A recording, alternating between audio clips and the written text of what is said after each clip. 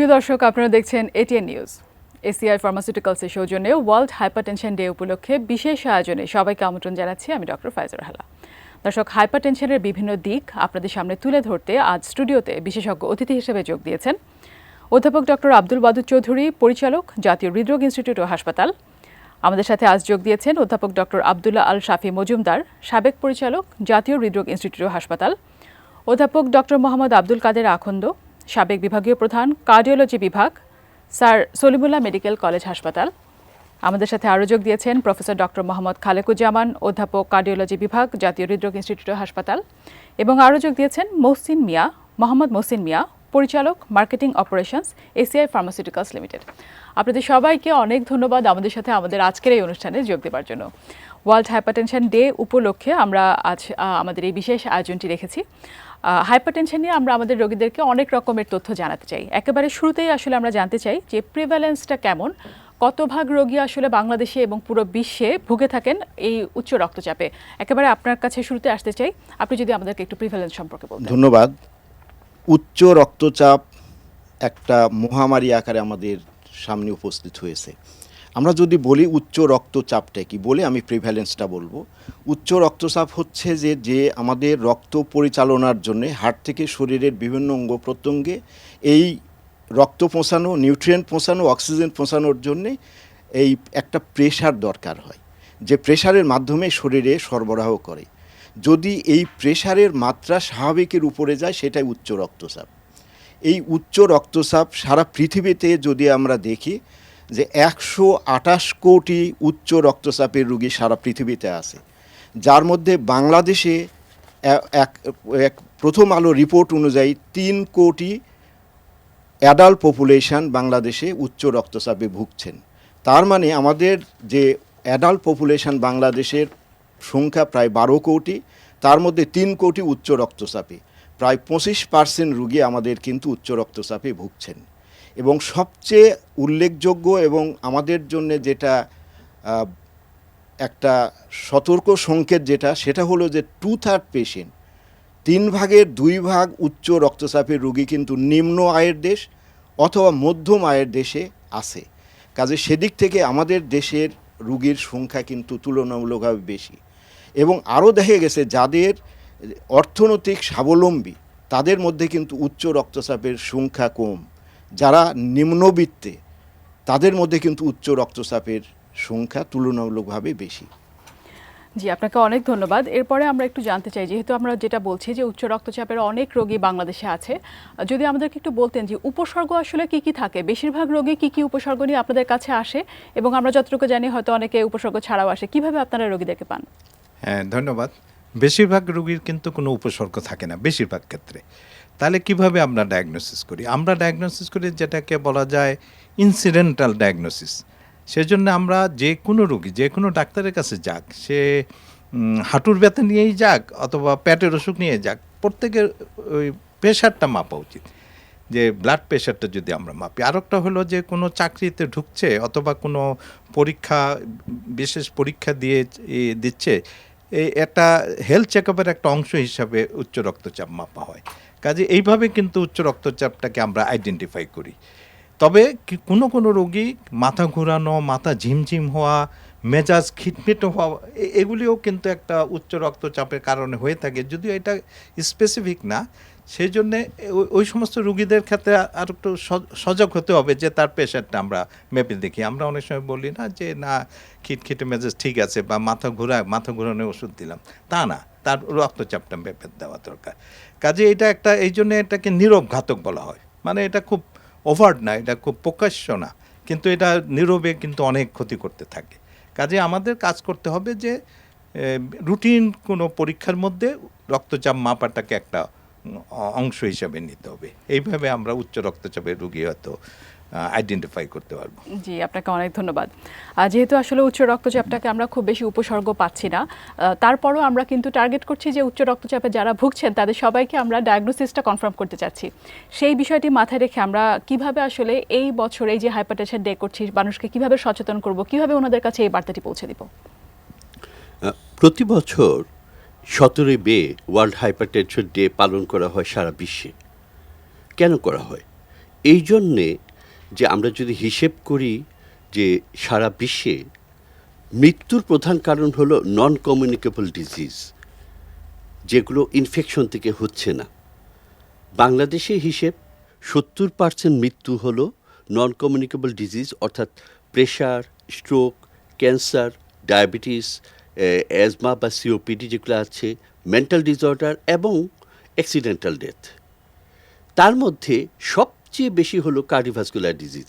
এই 70%-এর মধ্যে 34% হলো এই উচ্চ রক্তচাপ এবং অন্যান্য কার্ডিওভাস্কুলার ডিজিজের জন্যে। এখন এই 34%-এর মধ্যে সবচেয়ে বড় রিস্ক ফ্যাক্টর কোনটা? উচ্চ রক্তচাপ। এবং এটা কিন্তু যদি ডায়াগনোসিস করা হয়, কন্ট্রোল করা যায় খুব ভালোভাবে। তাহলে আমাকে কি করতে হবে? মাপতে হবে। এবারে প্রতিবাদ্য কি? Measure your blood pressure accurately, control it, live longer. আপনি অ্যাকুরেটলি আপনার ব্লাড প্রেশারটা মাপেন। আমরা তো মাপিই না। এই যে স্বাস্থ্য যে একটা সম্পদ, এই বডিটা ফ্রি পাচ্ছি দেখে আমরা কিন্তু সেটা ভুলে যাই। এটার পিছনে যে ইনভেস্টমেন্ট দরকার সেটা ভুলে যাই। কাজে প্রেশারটা মাপতে হবে। কেন মাপবো? আমি সুস্থ থাকবো এবং সুনিশ্চিতভাবে লিভ লঙ্গার যে কথাটা সেটা সত্যি পরিণত হবে। এবার প্রতিবাদ আসলে তাই। আপনাকে অনেক ধন্যবাদ। এরপরে আমরা একটু আসতে চাই আপনার কাছে এবং আমরা জানতে চাই যে যেই ব্লাড প্রেশার নিয়ে আমরা কথা বলছি এবং আসলে উপসর্গ খুব বেশি থাকছে না, আমাদেরকে সচেতন হতে হবে, মাপতে হবে, কিভাবে ডায়াগনোসিস আমরা কনফার্ম করব যে হ্যাঁ উনি উচ্চ রক্তচাপেই ভুগছেন? হ্যাঁ, এটা খুবই গুরুত্বপূর্ণ প্রশ্ন এই অর্থে যে এবারের স্লোগানে প্রথম ওয়ার্ডটাই হচ্ছে যে measure the blood pressure accurately. তার মানে হচ্ছে যে হয়তোবা পুরো ওয়ার্ল্ডেই ব্লাড প্রেশার মাপার পদ্ধতিটা সঠিক হচ্ছে না। যেমন আমি যদি বলি যে আমাদের চেম্বারে অনেকে এসে বলেন যে স্যার আমার ব্লাড প্রেশারটা মেপে দেন, হয়তো উনি রুগী না, রুগীর সাথে আসছেন আত্মীয় স্বজন অ্যাটেন্ডেন্ট, হয়তো মাথা ঘুরাচ্ছে, হয়তো আমার ব্লাড প্রেশারটা মেপে দেন। তো ব্লাড প্রেশার মাপার সুনির্দিষ্ট পদ্ধতি আছে। যদি পদ্ধতিগতভাবে ভুল থাকে তাহলে ডায়াগনোসিস ভুল হয়ে যাবে। ব্লাড প্রেশার মাপাটা, আমি উত্তেজিত হলাম, আমি রাগান্বিত হলাম, আমার মন খারাপ, রাতে ঘুম আসে না, যে কোনো কারণে প্রচণ্ড মাথা ব্যথা, আমার ব্লাড প্রেশার ওই মুহূর্তে বাড়তেই পারে। কাজে ওই মুহূর্তের ব্লাড প্রেশার মাপা নিয়ে অথবা মাপার উপর ভিত্তি করে ডায়াগনোসিস করা, চিকিৎসা দেওয়া সম্পূর্ণ ভুল হবে। এই জন্য স্যার যেটা বললেন যে মাপাটা অ্যাকুরেট হবে। কীভাবে মাপবো আমরা? যেমন হচ্ছে যে আমরা বলি যে বসে মাপাটা হচ্ছে বেস্ট, শোয়া এবং দাঁড়ানো অবশ্যই মাপা যেতে পারে, সেক্ষেত্রে হয়তো এর ইন্টারপ্রিটেশন একটু আলাদা হবে। তো বসে ব্যাক রেস্ট, একেবারে পিছনে সোজা হয়ে বসতে হবে, পা দুটো পায়ের সাথে আমি লাগিয়ে রাখছি কিনা, রেস্ট থাকছে কিনা, আমার হাত দুটো ডেস্কের উপর রেস্টে থাকছে কিনা, আমি যে ব্লাড প্রেশার মেশিন দিয়ে মাপছি, ব্লাড প্রেশার মেশিন মাপাটা মেশিনটা ঠিক আছে কিনা। আমরা অনেক সময় দেখি যে রিস্টে মাপার কোনো ইনস্ট্রুমেন্ট ডিভাইস দিয়ে রিস্টে ব্লাড প্রেশার মেপে অনেকে এসে বলেন যে আমার এত থাকে। সেটা কিন্তু স্ট্যান্ডার্ডাইজ ডিভাইস না ফর ট্রিটমেন্ট অ্যান্ড ডায়াগনোসিস। সুতরাং মেশিনটা ঠিক আছে কিনা। মেশিন যদি ঠিক থাকে, মোটা রুগীদের জন্য এক ধরনের কাপ সাইজ ইউজ করি, আবার আমাদের সাধারণ মানুষের জন্য এক ধরনের কাপ সাইজ ইউজ করি। আমার সেই কাপ সাইজ ঠিক আছে কিনা, আমি কাপটা কোন লেভেলে আমি বাঁধলাম সেটাও ইম্পর্টেন্ট। আমরা বলি যে এলবো, যে ব্যান্ডের অ্যাটলিস্ট 1 ইঞ্চ উপরে বাঁধতে হবে। আমি কি এটি খুব টাইট করে বাঁধলাম না একেবারে ঢিলা করে বাঁধলাম, দ্যাট ইজ অলসো ইম্পর্টেন্ট। তারপরে যখন মাপলাম, মাপার আগে যার মাপা হচ্ছে উনি কি আগে থেকে 5 মিনিট আগে কি উনি কি অ্যালকোহল, ধূমপান অথবা কোনো একটা উত্তেজনার পর উনি এসে বসলেন কিনা। সাধারণত আধা ঘন্টা আগে, অ্যাটলিস্ট আধা ঘন্টার মধ্যে কেউ যদি ধূমপান করেও থাকেন, ওই সময়টা করা ঠিক হবে না, অ্যালকোহল সেবন ঠিক হবে না, উত্তেজনার প্রশমনের পর ব্লাড প্রেশার অ্যাটলিস্ট মাপতে হবে। কাজেই অনেকগুলো ফ্যাক্টর, আমার প্রস্রাবের চাপ আছে কিনা, আমার টয়লেটের চাপ আছে কিনা, চাপের মধ্যে যদি আমি ব্লাড প্রেশার মাপতে যাই সেটা ইরোনিয়াসলি ভুলগত হবে, বেশি হবে। কাজে অনেকগুলো ফ্যাক্টরের উপর ডিপেন্ড করে ব্লাড প্রেশার ডায়াগনোসিস করতে হবে। কাজে ডায়াগনোসিসটা অ্যাকুরেট করা ইম্পর্টেন্ট এবং মেজারমেন্টটাই হচ্ছে এখানে ব্লাড প্রেশার ডায়াগনোসিসের মেইন টুল। আমি যদি বলি যে রক্ত পরীক্ষা, নো। আমি যদি বলি যে এক্স রে, নো। আমি যদি বলি ইসিজি, নো। আমি যদি বলি যে ব্লাড সুগার, কোলেস্টেরল, নো। পদ্ধতিটা ঠিক হলো কিনা, ব্লাড প্রেশার মেশিন ঠিক আছে কিনা। সুতরাং ব্লাড প্রেশার ডায়াগনোসিস, হাইপারটেনশন ডায়াগনোসিসের জন্যে ব্লাড প্রেশার মেশিন দিয়ে সঠিকভাবে মাপার পদ্ধতি অনুসরণ করলেই এবং ওইভাবে আমরা একমাত্র হাইপারটেনশন ডায়াগনোসিস করতে পারি। এবং নির্দিষ্ট বয়স, লিঙ্গভেদে তার সুনির্দিষ্ট একটা লেভেলের উপরে যদি থাকে তখনই আমরা বলবো যে উনি হাইপারটেনশন রোগে ভুগছেন, এবং ওটাই হচ্ছে ডায়াগনোসিস করার মেইন পদ্ধতি। জি, আপনাকে অনেক ধন্যবাদ। আপনার কাছে আসতে চাই, আমরা উচ্চ রক্তচাপ নিয়ে অনেকগুলো বিষয় নিয়ে শুনেছি, আমরা চিকিৎসা নিয়ে কথা বলবো এরপরে। তবে এই মুহূর্তে এখন আপনার কাছে জানতে চাই, বাংলাদেশের যেহেতু আমরা শুনছি যে উচ্চ রক্তচাপের অনেক রোগী আছেন, উচ্চ রক্তচাপ নিয়ন্ত্রণে এসিআই আসলে কিভাবে ভূমিকা পালন করছে, এ ব্যাপারে যদি বলেন। থ্যাংক ইউ ভেরি মাচ, আপনাকে অসংখ্য ধন্যবাদ। অ্যাডভান্স কেমিক্যাল ইন্ডাস্ট্রিজ বা এসিআই যেটা নামে পরিচিত, পূর্বে এই কোম্পানিটি ছিল multinational company imperial chemical industries ICI.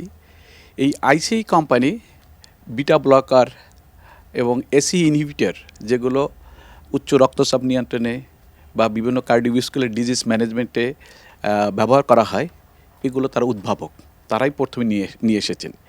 এর এই ধারাবাহিকতায় এসিআই ফার্মাসিউটিক্যালসের এই হৃদরোগ বা হাইপারটেনশন ম্যানেজমেন্টের হিস্ট্রি অনেক পুরানো, অর্ধযুগের ধরে আমাদের দেশের বিভিন্ন রোগীদের জন্য বিভিন্ন ক্যাটাগরি মেডিসিন তারা আমরা প্রোভাইড করেছি, এবং বাংলাদেশেও অনেক মেডিসিন আমরা প্রথমে নিয়ে আসছি, এবং বিভিন্ন থেরাপিউটিক ক্লাসের বা বিভিন্ন এরিয়াতে এসিআইয়ের সব ধরনের মেডিসিন কিন্তু আছে।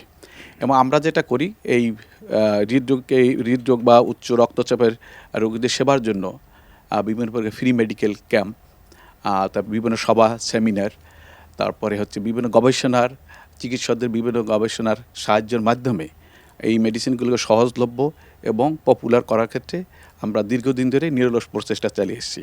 এর ধারাবাহিকতায় বিভিন্ন দেশের সর্বত্র এসিআই ফার্মাসিউটিক্যালসের এই হৃদরোগ বা উচ্চ রক্তচাপের বিভিন্ন ওষুধগুলো অ্যাভেলেবল আছে, এবং রোগীরা তারা দীর্ঘদিনের সাথে তাদের ভালো অভিজ্ঞতা নিয়ে এই ওষুধগুলো ইউজ করেছেন, এবং আমাদের স্বনামধন্য চিকিৎসকগণও আমাদের এই মেডিসিনগুলো বিভিন্নভাবে প্রেসক্রিপশন দিয়ে আমাদেরকে সাপোর্ট করছেন। Thank you very much.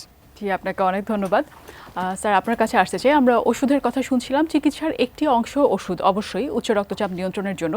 আপনার কাছে চিকিৎসা নিয়ে বিস্তারিত জানার আগে আপনার কাছে জানতে চাই যে চিকিৎসা পদ্ধতি ছাড়া আমাদের লাইফস্টাইল বা আমাদের ডায়েট, খাদ্যাভ্যাস, এগুলোর কোনো ভূমিকা আছে কিনা উচ্চ রক্তচাপ নিয়ন্ত্রণে, এ ব্যাপারে যদি বলতেন। উচ্চ রক্তচাপের নিয়ন্ত্রণের জন্যে আমাদের নন ফার্মাকোলজিক অ্যাপ্রোচ, যেটা আমাদের যে জীবনধারার পরিবর্তন, এইটা আমাদের জন্য সবচেয়ে বেশি গুরুত্বপূর্ণ। কারণ ঔষধ না দিয়ে যদি আমরা রক্তচাপ নিয়ন্ত্রণে রাখতে পারি, যতদিন পর্যন্ত আমরা চেষ্টা করব রক্তচাপকে সেভাবে নিয়ন্ত্রণ করা। এবং যদি আমরা জীবনধারা নিয়ে আলোচনা করি, আমরা প্রথমেই আমরা যেতে পারি যে আমাদের প্রতিদিন 24 ঘন্টার মধ্যে আমাদের কিছু সময় আমরা জেগে থাকি, কিছু সময় ঘুম। এই ঘুম একটা ইম্পর্টেন্ট পার্ট। দেখা গেছে যদি কারো ঘুম 6 ঘন্টার কম হয় অথবা 8 ঘন্টার বেশি ঘুমায়, তাদের মধ্যে উচ্চ রক্তচাপ এবং ডায়াবেটিসের সম্ভাবনা বেড়ে যায়। কাজে আমাদের কিন্তু 6 থেকে 7 ঘন্টা ঘুমানোটা সবার জন্যে খুবই দরকার। দ্বিতীয়ত হচ্ছে আমাদের খাবারের অভ্যাস। খাবারের অভ্যাসের মধ্যে প্রথম যেটা আসে সেটা হলো আমাদের লবণের পরিমাণটা নিয়ন্ত্রণ করা। একজন মানুষের জন্য যদি উচ্চ রক্তচাপ থাকে, তাহলে আমাদের প্রতিদিন লবণের পরিমাণ হওয়া উচিত 2 গ্রামের মতো। তার মানে 2000 মিলিগ্রাম লবণ আমরা প্রতিদিন খেতে পারি। কিন্তু কিছু কিছু অবস্থানে যদি এই উচ্চ রক্তচাপ নিয়ন্ত্রণ করা সম্ভব না হয়, তাহলে এটাকে আমরা কমিয়ে 1500 মিলিগ্রাম এবং কোনো রেকমেন্ডেশনে 1 গ্রামের মধ্যে নিয়ে আসার জন্য বলা হয়। লবণের পরে যেটা আসে আমাদের যে খাবারগুলো, খাবারের মধ্যে আমাদের প্রচুর পরিমাণে ফলমূল, সবজি থাকা দরকার। আমরা মাছ, মুরগি এগুলো পরিমিত পরিমাণে আমরা খাবো। উচ্চ রক্তচাপ মানে আমরা এমন না যে আমাদের সব খাবার বন্ধ করে দিয়ে আমরা রক্তচাপ নিয়ন্ত্রণ করব, তা কিন্তু না। আমাদের খাবারটা একটা পরিমিত পরিমাণে আমরা নিয়ে আসব, যার মধ্যে অতিরিক্ত ফ্যাট, অতিরিক্ত লবণ আমরা অ্যাভয়েড করব। তৃতীয় যেটা আসে আমাদের লাইফস্টাইলের মধ্যে, সেটা হচ্ছে ধূমপান। আপনি জানেন যে একটা সিগারেট স্মোক করার জন্যে প্রায় 20 মিলিমিটার মার্কারি সিস্টোলিক প্রেশার বেড়ে যায়। ভাগ্য ভালো যে এটার হচ্ছে একটা সাময়িক বৃদ্ধি পায়, কিছু সময়ের মধ্যে এটা স্বাভাবিক আসে। কাজে যারা যত বেশি ধূমপান করেন তাদের কিন্তু এই উচ্চ রক্তচাপ বাড়ার সম্ভাবনা বাড়ে, রক্তনালীতে ইনজুরির সম্ভাবনা বাড়ে, হার্ট অ্যাটাক এবং অন্যান্য অসুখের পরিমাণও বেড়ে যায়। তারপর যেগুলো বিষয় আমাদের লাইফস্টাইলের মধ্যে আসে, আমাদের প্রতিদিন কিছু সময় আমাদের হাঁটা দরকার। স্ট্যান্ডার্ড রেকমেন্ডেশন হচ্ছে যদি আমরা মডারেট এক্সারসাইজ করা হয়, হাঁটা হয়, তাহলে অ্যাটলিস্ট 150 মিনিটস মানে 150 মিনিট প্রতি সপ্তাহে, অর্থাৎ প্রতিদিন 30 মিনিট করে আমরা হাঁটতে পারি। কিন্তু অবশ্যই এটা 5 দিন পর্যন্ত হাঁটলেও চলে, তবে একদিন থেকে আরেক দিনের গ্যাপ কখনোই 48 ঘন্টার বেশি হতে দেওয়া যাবে না। তবে যদি কেউ ভিগোরাস এক্সারসাইজ করে সেই ক্ষেত্রে কিন্তু রেকমেন্ডেশন হচ্ছে 75 মিনিটস পার উইক, তার মানে প্রতিদিন 15 মিনিট। অনেক সময় আমাদের হয়, যেমন আজকে অনুষ্ঠানে আসার আগে আমাদের সকালের হাঁটার সময়টা আমাদের শর্টেন করতে হয়েছে, তাহলে এই শর্টেন টাইমটাকে আমরা কীভাবে ম্যানেজ করতে পারি? সেই ক্ষেত্রে আমরা যে মডারেট এক্সারসাইজ যেটা ছিল সেটাকে আমরা হয়তো একটু দৌড়াই, একটু জগিং করে আমরা 15 মিনিটের মধ্যে এটা শেষ করতে পারি। তো এইভাবে আমাদের লাইফস্টাইলটাকে আমরা মডিফাই করে যদি চলতে পারি তাহলে আমাদের উচ্চ রক্তচাপকে আমরা অনেকাংশে নিয়ন্ত্রণ করতে পারবো। আমাদের ঔষধের চিকিৎসা আমরা অ্যাভয়েড করতে পারবো। একটা কথা মনে রাখতে হবে যে যে কোনো ঔষধ আমাদের জীবন রক্ষাকারী, কিন্তু এর পাশাপাশি এর কিছু ক্ষতিকর দিকও আছে, যে দিকগুলো আমাদের এই জীবনধারার পরিবর্তন করে আমরা যদি উচ্চ রক্তচাপ নিয়ন্ত্রণ করতে পারি তাহলে কিন্তু আমরা এই পার্শ্ব প্রতিক্রিয়াগুলোকেও আমরা অ্যাভয়েড করতে পারি। জি, আপনাকে অনেক ধন্যবাদ। আমরা আরও অনেক কিছু শুনবো চিকিৎসা নিয়ে এবং কমপ্লিকেশন নিয়ে, প্রিভেনশন নিয়ে, তবে এই মুহূর্তে আমাদের ছোট্ট একটি বিরতি নিতে হচ্ছে। দর্শক, এসিআই ফার্মাসিউটিক্যালসের সৌজন্যে বিশেষ এই আয়োজনে আমরা ছোট্ট একটি বিরতি নিচ্ছি, কিছুক্ষণের মধ্যে ফিরছি, সাথেই থাকুন।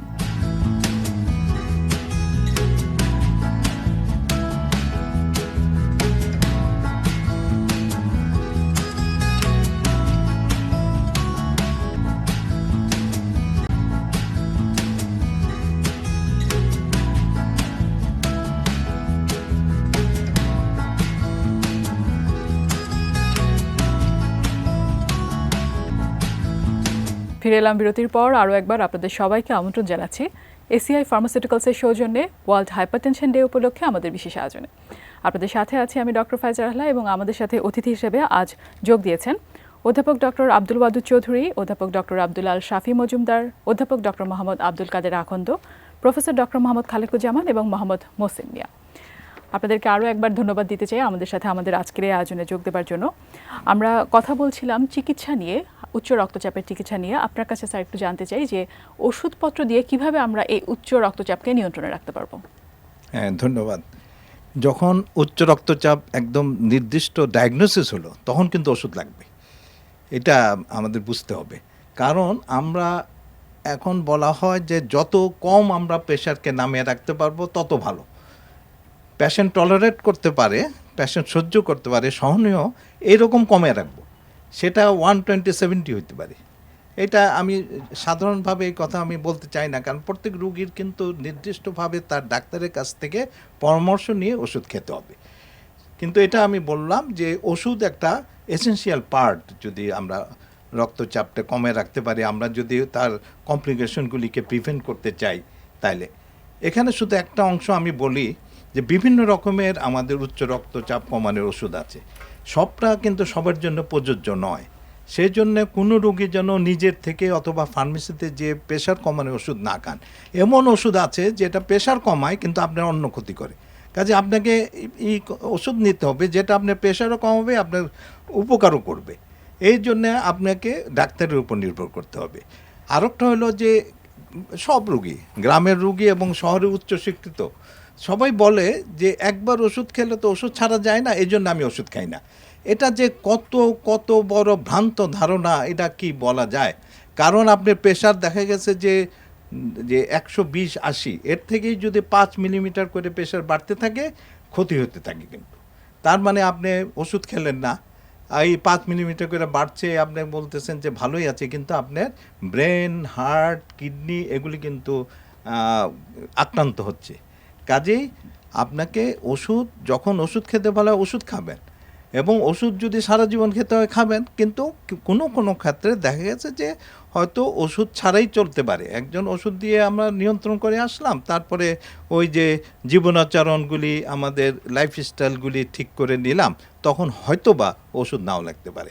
কিন্তু এটা আপনাকে ধরতে হবে, যদি ওষুধ লাগে খাবেন, না খেলে যে ক্ষতি হবে এবং আমাদের প্রফেসর আকন্দ যেটা বলছেন যে ওষুধের তো পার্শ্ব প্রতিক্রিয়া আছে, না খেলে আরও বেশি প্রতিক্রিয়া হলে তাহলে তো ওষুধ খেতে হবে।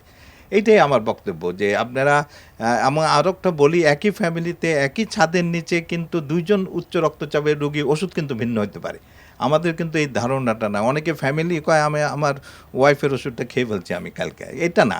আপনার প্রত্যেকে কিন্তু ইন্ডিভিজুয়ালি আমরা করি, অ্যাসেস করি এবং ওইভাবে ওষুধ দেয়। যার জন্য যে ওষুধ প্রয়োজন তাকে সেটাই খেতে রাইট হবে। Drug for the right person, জি, এটা হলো আপনাকে আমাদের অনেক কথা। ধন্যবাদ। থ্যাংক জি, ইউ। অনেক ধন্যবাদ। এবার একটু আপনার কাছে জানতে চাই, আমরা কমপ্লিকেশন নিয়ে, এই যে আমরা ওষুধের কথা বলছি, চিকিৎসার অনেক রকমের উপায় আছে ওষুধ এবং ওষুধ ছাড়াও, সেগুলো নিয়ে বলছি। যদি আসলে উচ্চ রক্তচাপ আমরা নিয়ন্ত্রণে না রাখতে পারি, রক্তচাপ যদি অনেক বেশি বেড়ে যায়, কি কি ধরনের অসুবিধা হতে পারে, ওনার আর কোনো রোগ দেখা দিতে পারে কিনা, এ ব্যাপারে যদি একটু বিস্তারিত বলতেন। উচ্চ রক্তচাপের চিকিৎসায় সবচেয়ে বড় অসুবিধা হলো যে বেশিরভাগ রোগীরই আসলে কোনো উপসর্গ থাকে না। ওই যে মজুমদার স্যার আগে বলেছিলেন যে ইনসিডেন্টাল ডায়াগনোসিস, গেছি নাক কান গলার ডাক্তারের কাছে, মেপে দেখলো প্রেশার 160/100 এরকম, অথবা ওই অফিসের এসিআর করার জন্য ব্লাড প্রেশার মাপতে গিয়ে দেখা গেল যে এটা বেশি। এখন আমি যে আমার কোনো সিমটম হচ্ছে না, আমি ওষুধটা খাবো কেন? খাবো এই জন্যই যে উচ্চ রক্তচাপ যখনই থাকে, স্যার যেমন বলছিলেন যে 128-এর উপরে আপনি যত বাড়বে প্রেশার, তত কিন্তু বিভিন্ন অর্গানের ক্ষতি করবে। সে অর্গানগুলো কোনটা? ব্রেইন, হার্ট, কিডনি, চোখ, সারা শরীরে যে ব্লাড ভেসেলগুলো আছে সেটি। এখন কি হতে পারে আমি যদি এটা না করি? বলা হচ্ছে আমি যদি উচ্চ রক্তচাপ কন্ট্রোল করি, তাহলে আমার ব্রেন স্ট্রোকের রিস্ক, ব্রেনে হ্যামোরেজের রিস্ক, এই দুটো রিস্ক কমে যাবে প্রায় 40-50%। বলা হচ্ছে আমার হার্ট অ্যাটাকের রিস্ক কমে যাবে 25%। আমার হার্ট ফেইলিওরের, লাংসে পানি জমে যাচ্ছে, সারা শরীর পানি জমছে, সেটা রিস্ক কমে যাবে আপ টু 50%। আমার সাডেন কার্ডিয়াক ডেথ, সেটা রিস্কও কমে যাবে। আমি যদি কিডনির কথা বিবেচনা করি, যদি আপনার বিশেষ করে ডায়াবেটিস থাকে, তার সাথে উচ্চ রক্তচাপ, আপনি যদি এটা কন্ট্রোল করেন, আপনার ভবিষ্যতে কিডনি ফেলিয়ারের রিস্ক অর্ধেক হয়ে যাবে। আপনার চোখের মধ্যে হ্যামোরেজের রিস্ক কমে যাবে। আপনার যে সারা শরীরের ধমনীগুলো যে ক্রমাগত উচ্চ রক্তচাপ বহন করতে থাকলে সেটার যে ক্ষতিগুলো হয়, সেটা রিস্ক কমে যাবে। আমি এটা ইনভেস্টমেন্ট হিসাবে ধরতে হবে, প্রভিডেন্ট ফান্ডের মতো জমা দিচ্ছেন চাকরি শুরু থেকে, কিন্তু পাবেন আপনি সেই 30-33 বছর চাকরি করার পরে, এবং বিরাট একটা অংশ লাভসহ। কাজেই উচ্চ রক্তচাপের চিকিৎসাটা সেই হিসাবে করতে হবে, আর না হলে এই কমপ্লিকেশনগুলোই আমাদের ভুগতে হয়। অনেকে দেখা যায় যে ওষুধপত্র ওনারা শুরু করলেন এবং কিছুদিন পরে যদি ওনারা একটু ভালো বোধ করেন, অথবা ভালো বোধ না করলে হয়তো অন্য কারোর কথাবার্তা শুনে যে আমার মনে হয় আর ওষুধ খাবার দরকার নেই, এবং ওনারা ডিসকন্টিনিউ করে ফেলেন, ওষুধপত্রগুলো আর খান না, সেক্ষেত্রে কি হতে পারে? এটা বিশাল একটা বড় সমস্যা সারা দুনিয়াতেই, যে ভালো মনে করছি।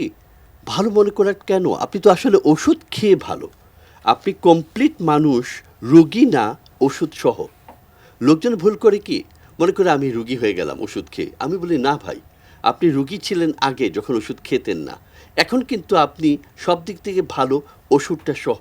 এখন আপনি কমপ্লিট মানুষ, রুগী না, ওষুধটা সহ। এই জিনিসটা, তার সেন্সটা যদি তার মধ্যে ঢুকিয়ে না দেওয়া হয়, তাহলে হয় কি, এই যে অর্গানগুলোর যে ড্যামেজগুলো, এরা এই দোলাচলে প্রেশার ওঠানামার জন্য ক্ষতিটা আরও বেশি হয়, বিশেষ করে স্ট্রোকের রিস্ক বেড়ে যায়। জি, আপনাকে অনেক ধন্যবাদ। আসলে ওষুধগুলোকে নিয়মিত খেতে হবে, চিকিৎসাটা নিয়মিত করতে হবে, এটি আমাদের মূল মেসেজ। আপনার কাছে একটু আসতে চাই স্যার, আমাদেরকে যদি প্রিভেনশন নিয়ে বলতেন যে কিভাবে সাবধান থাকবে একজন সাধারণ মানুষ, ওনার যাতে উচ্চ রক্তচাপ না হয়, কিছু করার আছে কিনা? হ্যাঁ, প্রিভেনশনটা অত্যন্ত গুরুত্বপূর্ণ সব রোগের ক্ষেত্রেই, কারণ প্রতিরোধের ক্ষেত্রে সাধারণভাবে হচ্ছে মানুষের ব্যয় কম হয়, সময় কম লাগে, এবং ওষুধ খেয়ে যে প্রিভেনশন বা কন্ট্রোল, সেক্ষেত্রে এবং সাইড ইফেক্ট, সেক্ষেত্রে কস্টের ব্যাপার আছে। সুতরাং প্রিভেনশনটা খুব ভাইটাল জিনিস। আমাদের শ্রদ্ধেয় শিক্ষক আব্দুল কাদের আকন্দ সাহেব প্রথম যে কথাগুলো দিয়ে শুরু করলেন, যে হাইপারটেনশন রোগীদের ক্ষেত্রে কী কী নিয়মকানুন মেনে চলতে হবে, আমরা যদি ওই দিকটায় নজর দিই, তাহলেই আমরা আমাদের প্রিভেনশনের ইয়েগুলো খুঁজে পাবো। প্রথম হচ্ছে যে আমাকে অতিরিক্ত লবণ যেটা আমরা খাই, সে লবণটা আমাদের কমিয়ে নিয়ে আসতে পারে। আমরা সাধারণভাবে হিসাব করে দেখা গেছে, আমরা যদি খাবারের সাথে এক্সট্রা যে সল্টটা নেই, সেটা যদি না নেই, তাহলে মোটামুটি 1 থেকে 2 গ্রামের মধ্যে চলে যায় আমাদের লবণের পরিমাণ। কারণ লবণ হচ্ছে ব্লাড প্রেশার বাড়ানোর ক্ষেত্রে একটা গুরুত্বপূর্ণ ভূমিকা পালন করে। 2, স্যার যেটা বললেন ঘুম, রিল্যাক্সেশন, বায়োফিডব্যাক, মেডিটেশন, ইয়োগা, এগুলো ব্লাড প্রেশার নিয়ন্ত্রণে রাখতে অনেকটা হেল্প করে। সুতরাং আমাকে একটু দুশ্চিন্তা মুক্ত থাকা, আমাকে একটু খোলামেলা থাকা, মনের কথা ভালো করে বলা, বেশি করে হাসি খুশি থাকা এবং ওই পরিবেশে নিজের সময়কে বেশি কাটানো এবং রাত্রে একটা ভালো ঘুম দেওয়া, এটা একটা অন্যতম একটা ইয়ে। তারপরে স্যার বললেন যে হাঁটাহাঁটি করা, হাঁটাহাঁটির সুনির্দিষ্ট একটা সময়, টাইম এবং সেগুলো তো বলে দেয়াই আছে। তারপরেও আমার মনে হয় যে ফর্মাল এই ধরনের রিকমেন্ডেশন থেকেও আমি আমার অফিস যদি আমার 10 মিনিটের রাস্তায় আমি হেঁটেই অফিসে যাই, আমি মার্কেটে গেলাম, আমি এক্সিলারেটর ইউজ না করে আমি হেঁটেই সিঁড়ি বেয়ে উপরে উঠলাম, আমার রিক্সা ডিস্টেন্স পাশে আমার রিক্সা অ্যাভেলেবল, কিন্তু আমি রিক্সা ছেড়ে আমি যদি 15 মিনিট হাঁটি সেটা আমার জন্য অনেক ভালো জিনিস। আমি অফিসে আমার কলিগের কাছে ফোনে কথাটা না বলে আমি হেঁটে যেয়ে কথা বলেও চলে আসতে পারি। এই যে ছোটোখাটো মুভমেন্ট, হাঁটাহাঁটি, এগুলোকে আমাদের প্রমোট করা উচিত। পাশাপাশি সেটাও আমাদের রুটিন হাঁটাহাঁটি, যেটা প্রতিদিন কমপক্ষে আধা ঘন্টা, at least 5 days in a week, এই জিনিসটা একটা গুরুত্বপূর্ণ ভূমিকা পালন করতে পারে। তারপর হচ্ছে স্থূলতা পরিহার করা। আজকে আমরা দেখছি যে ফাস্ট ফুড খাওয়ার প্রতি আমাদের প্রবণতা বেশি, আমাদের পরবর্তী জেনারেশনের তো আরও বেশি। ফাস্ট ফুডে একই সাথে তো এক ধরনের রিস্ক তৈরি করে, কোলেস্টেরল, ভালো কোলেস্টেরল কমিয়ে দেয়, খারাপ কোলেস্টেরল বাড়িয়ে দেয়, হৃদরোগের ঝুঁকি বাড়ায়, স্থূলতা বাড়ায়।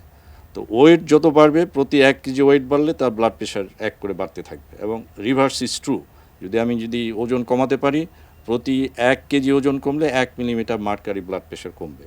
সুতরাং স্থূলতা পরিহার করতে হবে। এর অন্যতম হচ্ছে খাবারের নিয়ন্ত্রণ, হাঁটাহাঁটি।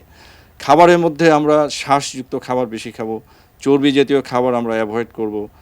আর পাশাপাশি ধূমপান অবশ্যই বর্জন করতে হবে। ধূমপান ব্লাড প্রেশার তৈরি করা, ব্লাড প্রেশার রিলেটেড জটিলতাকে অ্যাক্সিলারেট করার জন্য গুরুত্বপূর্ণ ভূমিকা পালন করে। সুতরাং ধূমপান সম্পূর্ণভাবে পরিত্যাগ করতে হবে। অ্যালকোহল সেবন, ধর্মীয়ভাবে অবশ্যই অ্যালকোহল বিভিন্ন কারণে নিষিদ্ধ করে দেওয়া আছে আমাদের ইসলাম ধর্মে, আমি সেটাই বিশ্বাস করি। কিন্তু স্বাস্থ্যগত দিক থেকে যদি বলি, অ্যালকোহল মডারেশন বলি আমরা, অল্প পরিমাণে অ্যালকোহল সেবন করা যেতে পারে, কিন্তু এটাকে কোনোভাবেই প্রমোট করা যাবে না। এবং ব্লাড প্রেশার কন্ট্রোলের জন্য অ্যালকোহল খাওয়া কোনোভাবেই প্রমোট করা যাবে না। সুতরাং অ্যালকোহলও বর্জনীয়, অ্যাভয়েড করা উচিত। কেউ যদি অভ্যস্ত হয়ে পড়েন, তাকে কমিয়ে ফেলতে হবে, মাইল্ড টু মডারেট অ্যালকোহলের মধ্যে চলে আসতে হবে। আচ্ছা, তারপর কারো যদি ডায়াবেটিস থাকে, ডায়াবেটিস নিয়ন্ত্রণ অত্যন্ত গুরুত্বপূর্ণ। কারো যদি কোলেস্টেরল থাকে, কোলেস্টেরল নিয়ন্ত্রণ অত্যন্ত গুরুত্বপূর্ণ জিনিস। আর এছাড়া একটু ফ্যামিলি স্ক্রিনিংয়ের দিকে আমাদের নজর দিতে হবে প্রিভেনশনের ক্ষেত্রে। যাদের ফ্যামিলিতে হাইপারটেনশন আছে, তাদের আর্লি এজে স্ক্রিনিংয়ের প্রয়োজন। সাধারণত আমরা মনে করি বা অনুযায়ী 20 years প্লাস ব্লাড প্রেশার বাড়ার প্রবণতা বাড়তে থাকে। যত বয়স বাড়ে, ব্লাড প্রেশার বা হাইপারটেনশন হওয়ার ঝুঁকি তত বাড়তে থাকে। এই জন্য ফ্যামিলিতে যদি কারো হাইপারটেনশন থাকে, 1 জন অথবা 2 জনের প্যারেন্টস, তাহলে সিবলিংস, তাহলে তাদের ক্ষেত্রে প্রতি বছর একবার হলেও ব্লাড প্রেশার মাপার সঠিক পদ্ধতিতে একটা স্ক্রিনিং করে নেওয়া উচিত, ফর আর্লি ডায়াগনোসিস এবং ফর আর্লি প্রিভেনশন। সুতরাং প্রিভেনশনের ক্ষেত্রে জীবন পদ্ধতির পরিবর্তন করা অত্যন্ত জরুরি এবং আমাদের অভ্যাসগুলোকে স্বাস্থ্যগতভাবে ডাইভার্ট করে নেওয়াটা হচ্ছে প্রিভেনশনের অন্যতম উপায়। এবং সেক্ষেত্রে আমাদের নজর দেওয়া উচিত সবচেয়ে বেশি। আমি জি, কিছু অপচিকিৎসা চালু আছে, অনেক রকমের ভুল ধারণা আছে, এ ব্যাপারে যদি আমাদেরকে সংক্ষেপে কিছু বলতেন। যে এটা অত্যন্ত বড় বিষয় এবং আমার মনে হয় যে বলতে গেলে আমাদের শ্রদ্ধেয় শিক্ষকরাও অনেক বলতে পারবেন এবং শেষও করা যাবে না। মাঝে মাঝে এসব ক্ষেত্রে আমরা যখন নিজেরা আলোচনায় বসি, অনেকটা হাস্যরসের উদ্রেকও হয়। যেমন বললেন যে আমার তো কোনো সমস্যা নেই, আমি কেন ব্লাড প্রেশার ওষুধ খাবো। অনেকে রীতিমতো একটু যুক্তিতর্কেও জড়িয়ে যেতে থাকেন। 220/120, স্যার বললেন যে ব্লাড প্রেশার কোনো ধরনের উপসর্গের তৈরি হয় না until there is any complications of the hypertension. সুতরাং উনি বলতেই পারেন, কিন্তু ব্লাড প্রেশারটাকে নীরব ঘাতক কেন বলা হচ্ছে? এত সমস্যা তৈরি করছে না, কিন্তু ভিতরে ভিতরে সে কমপ্লিকেশন তৈরি করবে। সুতরাং প্রথম মিথ হচ্ছে আমি ভালো আছি, আমার তো সমস্যা নেই, আমি কেন ব্লাড প্রেশার ওষুধ খাবো। আপনার সমস্যার জন্য ওষুধ দেওয়া হচ্ছে না, আপনার ব্লাড প্রেশারটাকে টার্গেট লেভেলে, নর্মাল লেভেলে নিয়ে আসার জন্য ওষুধ দেওয়া হচ্ছে। মাইন্ডেড, আপনার মাথা ব্যথার জন্য আমরা ওষুধ দিচ্ছি না, আপনার বুক ধরপড়ের জন্য আমরা ওষুধ দিচ্ছি না ওই মুহূর্তে, অথবা ঘাড় ব্যথার জন্য ওষুধ দেওয়া হচ্ছে না। ওষুধ দেওয়া হচ্ছে to keep your blood pressure at a target level. সুতরাং ব্লাড প্রেশারটাকে কন্ট্রোল করতে হবে যাতে ব্লাড প্রেশারের ইল ইফেক্টগুলো শরীরে না পড়ে। সুতরাং ওষুধ খেতে হবে, ব্লাড প্রেশার যত বেশি থাকবে অবশ্যই ওষুধ খেতে হবে। 2, অনেকে মনে করেন যে আমি হাইপারটেনসিভ, কেন? আমার টেনশন বেশি। টেনশন হাইপার টেনশন গুলিয়ে ফেলেন। ঘাড় ব্যথা মাথা ব্যথা হলেই অনেকে বলেন যে আমার হাই প্রেশার হয়ে গেছে, আমাকে একটা ওষুধ দিয়ে দেন। অনেকে এভাবে কিন্তু ইনডিউস করে অথবা বাধ্য করার চেষ্টা করে চিকিৎসকদের, এবং অনেক চিকিৎসক ভুলক্রমে দিয়েও ফেলেন। হ্যাঁ, আপনার ব্লাড প্রেশার কত? বলো যে আমার ব্লাড প্রেশার 120/80 থাকে, কিন্তু আমার ঘাড় ব্যথা মাথা ব্যথা, মাথা ফেটে যাচ্ছে, মাথা জ্বলে যাচ্ছে, কিন্তু এগুলো তো ব্লাড প্রেশার উপসর্গ না। কাজেই এই উপসর্গের জন্য ব্লাড প্রেশার খাওয়ার প্রয়োজন নেই, ওষুধ খাওয়ার প্রয়োজন নেই। যদি ব্লাড প্রেশার বেশি থাকে সেক্ষেত্রে আপনি ব্লাড প্রেশারের মেডিকেশন ইউজ করতে পারেন। হ্যাঁ, আপনার অন্য সমস্যা আছে, তার জন্য আপনি আপনার চিকিৎসক আপনার মাথা ব্যথা, ঘাড় ব্যথা, বুক ধোয়া প্রকমান ওষুধ দিতে পারেন। অনেকে বলে ফেলেন যে আমি তো তেঁতুল খেয়ে আসছি এবং তেঁতুল খাওয়ার পরে আমার ব্লাড প্রেশার কমে গেছে। ব্লাড প্রেশার বাড়াটা যেমন এক্সাইটমেন্ট, ইমোশন, অ্যাংজাইটি, ডিপ্রেশন, এগুলোতে ব্লাড প্রেশার সাময়িক বাড়ে, আবার কিছুক্ষণ পরে এমনিতেই কমে যায়, ন্যাচারালি কমে যায়। জি। সুতরাং আপনি যখন তেঁতুল খাবেন তার আধা ঘন্টা পরে আপনি দেখতেই পারেন যে ব্লাড প্রেশার কমে গেছে। সেটা দ্যাট ডাজ হয়তো নট মিন যে তেঁতুল স্বাভাবিকভাবেই আপনাকে কমেছে। কমিয়ে দিয়েছে, জি। বরঞ্চ কিছু কিছু ক্ষেত্রে তেঁতুল খেয়ে বমির উদ্রেক হতে পারে, সেটা আরেকটা অস্বস্তিকর পরিস্থিতি তৈরি করতে পারে। অনেকে আবার তেঁতুলের সাথে লবণ ব্যবহার করেন, তেঁতুলের আচার অথবা তেঁতুলের ভিতরেও লবণ থাকে, সেই লবণ আবার ব্লাড প্রেশার বাড়িয়ে দিতে পারে। সুতরাং এমন কোনো বৈজ্ঞানিক ভিত্তি বা গবেষণা নেই যার মাধ্যমে বলা যেতে পারে যে তেঁতুল ব্লাড প্রেশার কমাতে পারে। সুতরাং আমার মনে হয় সেই জিনিসগুলো না করাই ভালো। আপনাকে অনেক ধন্যবাদ। আমরা এবারে যেতে চাই আপনার কাছে, আমরা একটু জানতে চাই, আমরা উচ্চ রক্তচাপের চিকিৎসা বা ওষুধ নিয়ে কিন্তু খুবই গুরুত্ব নিয়ে কথা বলছি এবং এটা খুবই জরুরি একটি বিষয়। এই ওষুধগুলোকে সহজলভ্য করার জন্য সাধারণ মানুষের কাছে এবং সাশ্রয়ী দাম কিছুটা কমিয়ে আনার জন্য আসলে এসিআই কিছু করতে পারে কিনা বা করছে কিনা, এই ব্যাপারে আপনার কাছে জানতে চাই। খুবই একটা গুরুত্বপূর্ণ প্রশ্ন করেছেন। এসিআই ফার্মাসিউটিক্যালসের ইউএস এফডিএ সার্টিফাইড একটা প্ল্যান্ট সহ 2টো প্ল্যান্ট আছে। এই 2টো প্ল্যান্টেই দেশি বিদেশি রিসার্চ সায়েন্টিস্ট নিয়ে একটা বিশাল দক্ষ বাহিনী কাজ করছে, নিরলসভাবে কাজ করছে। এই টিমের কাজ হচ্ছে কিভাবে আমি আমার ওষুধের ফর্মুলাটাকে উন্নততর করতে পারি যাতে আরও বেশি ইফেক্টিভ বা কার্যকরী মেডিসিন করা যায়, কিভাবে এই ওষুধগুলো সাশ্রয়ী মূল্যে কিভাবে সরবরাহ করা যায়, এটা নিয়ে তারা নিরলসভাবে কাজ করছে। It is a continuous process. এটা আমরা করে আসছি এবং দেখেছি আমরা অনেক মেডিসিনের দাম কিন্তু অনেক সময় কী করি কমিয়ে দিচ্ছি, বা অনেক মেডিসিনের দীর্ঘদিন ধরে একই প্রাইসে আমরা কিন্তু এই বাজারে সরবরাহ করতে সক্ষম হচ্ছি শুধু এই রিসার্চ এবং ডেভেলপমেন্ট প্রসেসের জন্য। এছাড়া আপনারা জানেন যে এই যে ওষুধের যে র মেটেরিয়ালসগুলো ইউজ করা হয় এগুলো বাইরে থেকে নিয়ে আসে। আমাদের সাপ্লাই চেইন ম্যানেজমেন্ট নামে একটা ডিপার্টমেন্ট আছে, ওনারা সবসময় কাজ করেন যে কীভাবে ভালো কোয়ালিটির মেডিসিন পৃথিবীর ভালো সোর্স থেকে কীভাবে আনা যায়। এখানেও একটা বিশাল বাহিনী আছে। এই টিমটা অত্যন্ত শক্তিশালী টিম, ওনারা নিরলসভাবেই কাজটা করে যাচ্ছেন। এই র মেটেরিয়ালসগুলো যেহেতু বাইরে থেকে আসে, আমাদের দেশে যদি এপিআই পার্ক বা আমাদের দেশে যদি এই র মেটেরিয়ালসগুলো তৈরি করতে পারতাম বা পারি ভবিষ্যতে, তখন কিন্তু আমরা স্বল্প মূল্যের কাঁচামালগুলো সরবরাহ করতে পারবো। এছাড়া আমাদের আরেকটা প্রস্তাবনা হচ্ছে অ্যান্টি ক্যান্সার বা অ্যান্টি ডায়াবেটিক প্রোডাক্টের মতো যদি কার্ডিওভাস্কুলার ড্রাগ বা হাইপারটেনশনের ড্রাগগুলোতে যদি শুল্কমুক্ত করা যায়, তখন কিন্তু এই ওষুধগুলোর দাম অনেকাংশে কিন্তু কমে আসবে, যেটা কিন্তু সাধারণ মানুষ থেকে শুরু করে আমাদের দেশের সব মানুষের জন্য এটা আমরা সহজলভ্য করতে পারবো। এইটাও আমাদের কাছে একটা সরকারের কাছে প্রস্তাবনা থাকবে আমাদের শ্রদ্ধ বিশেষজ্ঞ চিকিৎসকের মাধ্যমে, যাতে ওনারা বিভিন্ন ফোরামে এই জিনিসটা তুলে দেন। কারণ ওনারা স্যাররাই বা ম্যাডাম যারা চিকিৎসা করেন ওনারা পেশেন্টদের এই প্রবলেমগুলো অনেক বেশি ভালো বুঝতে পারেন। ধন্যবাদ আপনাকে। জি, আপনাকে অনেক ধন্যবাদ। আমরা পৌঁছে গিয়েছি আমাদের আজকের অনুষ্ঠানের একেবারে শেষ প্রান্তে। স্যার, আপনাদের কারোর কাছে যদি একেবারে শেষ মুহূর্তে আমাদের দর্শকদের উদ্দেশ্যে কোনো কিছু বলতে চান। আমি একটুখানি যোগ করার জন্য একটু নিলাম। এই খাদ্যাভ্যাসের মধ্যে রিসেন্টলি কিন্তু পটাশিয়াম ইনটেক বাড়ানোর কথাটা বলা হয়েছে, এটা হয়তো অমিট করে গেছি আমরা। পটাশিয়াম আমাদের সব ধরনের ফলে আছে, ডাবের পানির থেকে শুরু করে আম, কলা, মানে যেটা আমাদের দেশে ফল, কাজে এটা আমাদের পটাশিয়াম ইনটেক বাড়াইতে হবে। এটাকে করা হয়েছে যে এটা করা হোক, সেটা বলার জন্যে। আরেকটা একটু বলে রাখি যে প্রেশার তো আমরা যখন আমাদের কাছে আসে প্রেশারটা আমরা 1 পয়েন্ট মাপি, ডাক্তারের কাছে আসলো 1 পয়েন্ট, কিন্তু কোনো ক্ষেত্রে কিন্তু প্রেশারটা 24 ঘন্টা মেপে আমাদের একটা অ্যাভারেজ করতে হয় যে সারা দিনে তার প্রেশার কত থাকে, প্রেশার লোড কত থাকে, রাত্রে কত প্রেশার থাকে, এই সিস্টেমটা কিন্তু আমাদের দেশে অ্যাভেলেবল, যদিও এটা খুব বেশি অ্যাভেলেবল না, অ্যাভেলেবল এটাও কিন্তু উচ্চ রক্তচাপ নির্দিষ্ট করার জন্য, কনফার্ম করার জন্য এটা একটা মাধ্যম। এই দুটো কথা বলার জন্য আমি একটু নিলাম। এই পরীক্ষাটা করার মাধ্যমে আমরা নিশ্চিত হতে পারি যে উনি আসলে উচ্চ না, রক্তচাপে ভুগছেন কিনা। নিশ্চিত হয়তো হয়েছি, কিন্তু তার অ্যাভারেজ প্রেশার কত থাকছে থাকছে, এটা কিন্তু খুব কোশ্চেন, যে আপনার কাছে আসলেই বেড়ে যায়, এটা রুগীরা বলে। তখন আমি বলি যে 24 ঘন্টা প্রেশার করেন, তখন দেখা যায় যে অন অ্যান অ্যাভারেজ ভালোই থাকে। হ্যাঁ, মাঝে মধ্যে হয়তো বাড়ে, আবার রাতের বেলা হয়তো যতটুকু কমার কথা কমে না, তখন সে উচ্চ রক্তচাপের রুগী। এটা একটু বললাম, এটা আমাদের দেশে খুব অ্যাভেলেবল না, তবুও এটা হয়তো করা উচিত, আমাদের সবার available করা দেখা উচিত এবং মেনে চলা উচিত। আপনাদের সবাইকে অনেক ধন্যবাদ। এই যে ওয়ার্ল্ড হাইপারটেনশন ডে উপলক্ষে আমাদের এই বিশেষ আয়োজনে আমাদের সাথে যোগ দিয়েছেন, আমাদের দর্শকদের উদ্দেশ্যে এতগুলো কথা বলেছেন, এতগুলো তথ্য দিয়েছেন। অনেক ধন্যবাদ আপনাদের সবাইকে। ধন্যবাদ আপনাকে, ধন্যবাদ।